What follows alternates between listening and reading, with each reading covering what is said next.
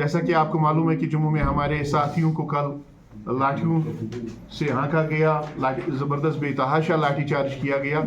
ہم پرزور الفاظ میں اس لاٹھی چارج کی مذمت کرتے ہیں اور سرکار پر یہ واضح کرنا چاہیں گے کہ لاٹھی چارج کسی معاملے کا حل نہیں ہے. دونس دباؤ سے ہم اپنے مطالبات سے دستبردار ہونے والے نہیں ہیں، نہ ہماری آواز دبنے والی ہے، بلکہ معاملہ لاٹھی چارج سے نہیں بات چیت کے ذریعے سے حل ہو سکتا ہے.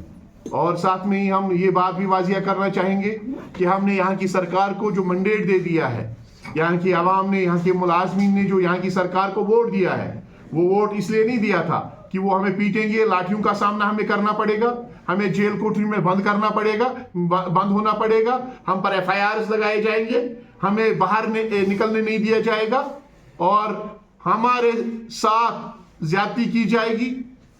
ہمارے مطالبات جو ہم مطالبات کے حوالے سے آواز بلند کر رہے ہیں اس کو دبایا جائے گا، بلکہ ہم نے جو ووٹ دیا تھا وہ اس لیے دیا تھا کہ بدلاؤ آئے گا، ملازمین کے جو مطالبات ہیں ان کو پورا کیا جائے گا اور ہماری داد رسانی ہو جائے گی. جو جینون تسلیم شدہ مطالبات ہیں ان کو پورا کیا جائے گا. لیکن افسوس اس بات کا ہے کہ آج جب سے یہ سیشن سٹارٹ ہو گیا ہے تب سے صرف الزام تراشیوں کے سوا کچھ وہاں پہ نہیں کیا جا رہا ہے. آج کے جو ایوان میں جو بیان دیا گیا کہ یہ BJP سپانسرڈ احتجاج ہے یا اپوزیشن سپانسرڈ احتجاج ہے، کوئی کچھ اور کہہ رہا ہے. میں آج واضح کرنا چاہوں گا کہ 2002 سے جب مفتی صاحب سرکار میں تھے تو اس وقت بھی ملازمین نے احتجاج کیا، اس وقت یہ الزام لگا کہ یہ اپوزیشن کروا رہی ہے. اس کے بعد جب نیشنل کانفرنس آف کانگریس کی سرکار آئی 2009 میں، امپلائی جوائنٹ ایکشن کمیٹیز کا ایک جوائنٹ پلیٹ فارم تھا، جوائنٹ کنسلٹیٹو کمیٹی، احتجاج ہوا، بڑے پیمانے پہ احتجاج ہوا. 3 مطالبات تھے: enhancement of retirement age, pay anomaly اور ریگولرائزیشن کا معاملہ تھا. اور سرکار نے اس وقت ہمارے ساتھ ایگریمنٹ کیا، جوائنٹ کنسلٹیٹو کمیٹی کی لیڈرشپ کے ساتھ ایگریمنٹ کیا. وہ ایگریمنٹ آج بھی بلیک اینڈ وائٹ آپ کے پاس اور ہمارے پاس موجود ہے. اس کے بعد 2000 اور اس میں سرکار نے کچھ مطالبات کے حوالے سے کیبنٹ ڈیسیجنز بھی کیے، انہانسمنٹ ریٹائرمنٹ ایج کے حوالے سے، پے اناملی کے حوالے سے یا باقی معاملات کے حوالے سے ڈیسیجنز بھی ہو گئے. اس کے بعد 2014 میں جب یہاں کی PDP اور BJP کی سرکار تھی، بڑا آندولن ہم نے کیا. ہم پرتاپ پارک سری نگر میں خیمہ زن ہوئے، بھوک ہڑتال شروع کی. اس وقت بھی یہ کہا گیا کہ ان کو اپوزیشن کروا رہی ہے. فاروق عبداللہ صاحب جو آج کی رولنگ پارٹی کے سربراہ ہیں وہ آئے، انہوں نے ہماری ہمدردی جتائی، یکجہتی کا اظہار کیا، ہمارے حوالے سے مطالبہ کیا.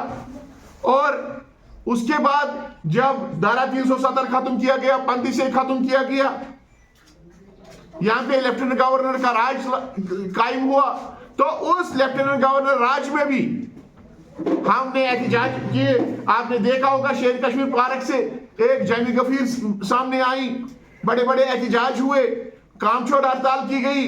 لیفٹیننٹ گورنر صاحب LG منوج سنہا صاحب بھی تھے، انہوں نے بات چیت کے لیے ہمیں دعوت دی، ہم نے بات کی، انہوں نے کمٹمنٹ کی ہم فیز وائز ریگولرائزیشن کریں گے.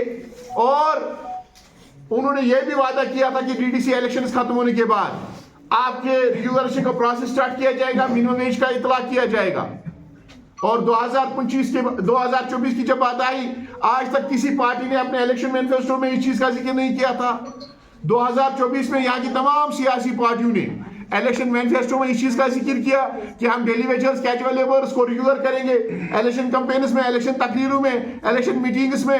اور اس کے بعد یہاں کی رولنگ پارٹی کے جو ہمارے MLAs ہیں انہوں نے بڑے دعوے کیے تھے پریس اور الیکٹرونک میڈیا کے ذریعے سے کہ آج کے بجٹ سیشن میں ڈیلی ویجرز کیجول لیبرز کا معاملہ حل ہوگا.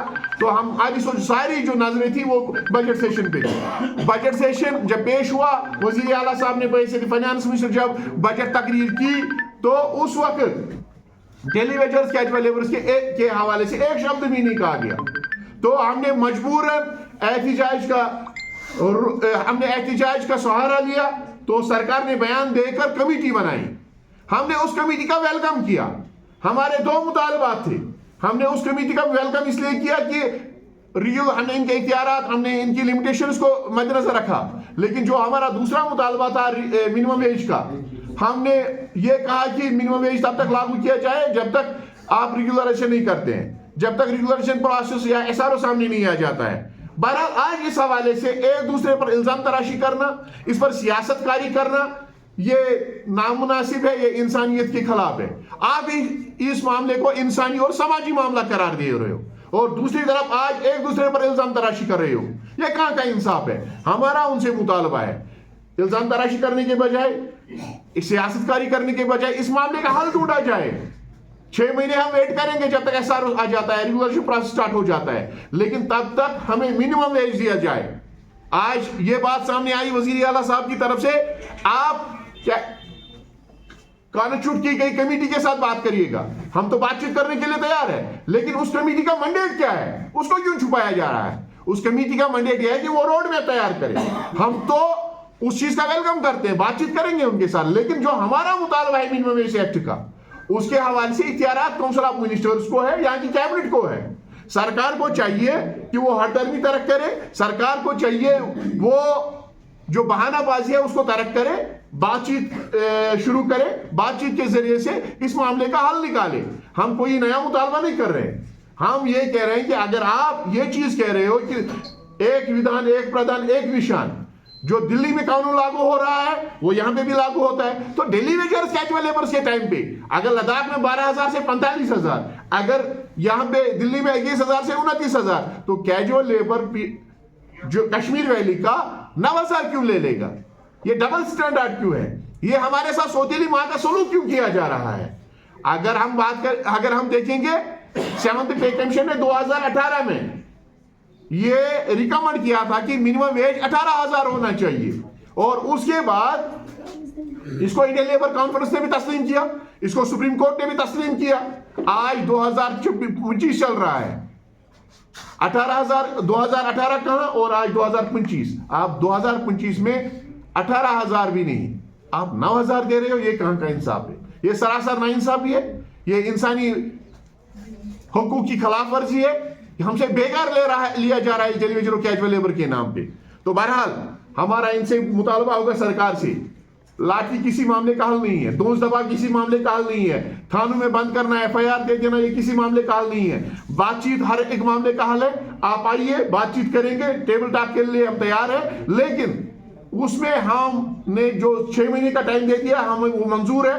तब तक मिनिमम वेज एक्ट के हवाले से फैसला लिया जाए, मिनिमम वेज एक्ट लागू किया जाए।